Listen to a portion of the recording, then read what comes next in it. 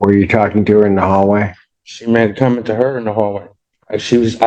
We were talking to her about testing, and I said something that I didn't. Were you sitting next to each other in the courtroom? You know I can get video from the courtroom. Oh, yeah, I understand that. Yeah, she was sitting next to me.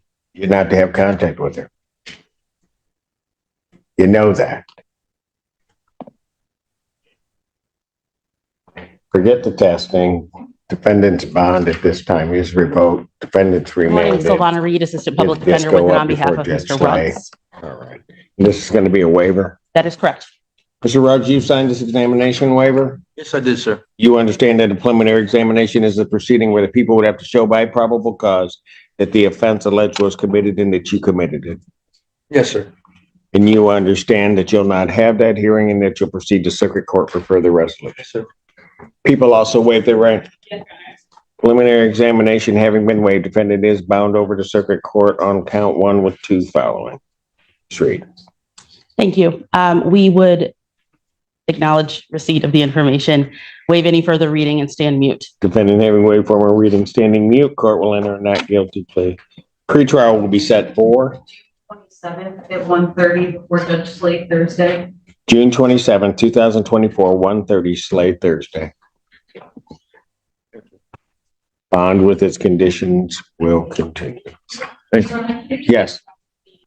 The note in my file from the other APA that you saw in violation you passed today. Yes. The May 17th, 2024 bond violation report. I do. Is there a reason why you were missing? You were testing elsewhere, weren't you? No, sir. I was told I needed a court order, and I was on video Zoom with you on my last court order, and nobody contacted me and told me where to go. Why didn't they? I do have information about a facility that he would like to test at. He lives in Macomb County. We I'm on GPS. Oh, I'm sorry. called them and they indicated as long as the order indicates what sort of panel needs testing and the frequency. Well, that was supposed to be done before. If I give you a test today, are you going to test? Yeah, the only thing I'm going to fail for would be marijuana. Your Honor. Why are you using that? Can I speak freely? Yes. Your Honor, I'm going to be upfront honest with you. I used to have a crack cocaine addiction, and I've come a long way. I've been through a lot, this past few months. I lost my father, my grandmother. And there's no excuses. It's just the only thing that I've helped to. Give me an order. Okay, he's going to go over to community corrections test today. I'll get the results and then I'll determine what his bond will be as he proceeds up, because he's told me what's going to happen, and then we'll figure out. In the meantime, counsel can prepare an order so that he can test in Macomb. Okay. And then just to be clear for the record, the waiver is complete and we're only coming back on whether or not he'll be remanded. Pardon? The waiver's all set now? Well, technically, no. Got it.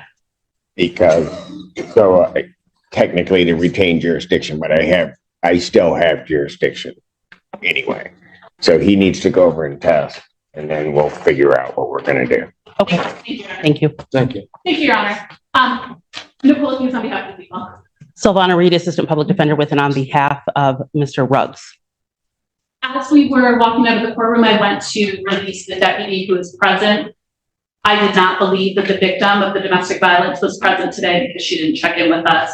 As we were leaving, the deputy let me know that the victim was actually present today with the defendant sitting beside him.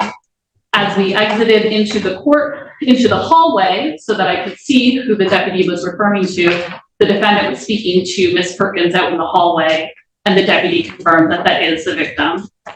There, as I understand it, based on everything that's filed, there's no contact with her. So in that, in addition to the corrections violation, I'm requesting that he be remanded and that his bond be revoked.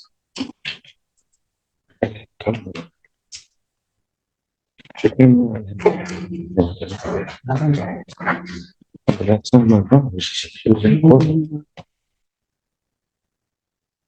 Mr. Allen, thank you, sir. Your Honor, I have no further information at this time.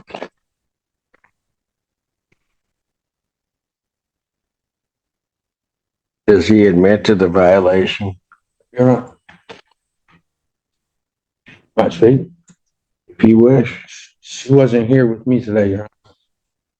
Sometimes these hearings remind us how fast life can turn. One choice, one moment, one sentence, and suddenly your entire future rests in a judge's hands. If you're still watching, make sure to hit subscribe, because every courtroom story carries a lesson most people don't learn until it's far too late. Were you talking to her in the hallway? She made a comment to her in the hallway. We were talking to her about testing, and I said something that I didn't. Were you sitting next to each other in the courtroom? You know I can get video from the courtroom. Okay, I So- understand that. Yeah, she was sitting next to me. You're not to have contact with her. You know that. Forget the testing. Defendant's bond at this time is revoked. Defendant's remanded. It'd just go up before Judge Slay. I'll just leave it there. Thank you. Your Honor.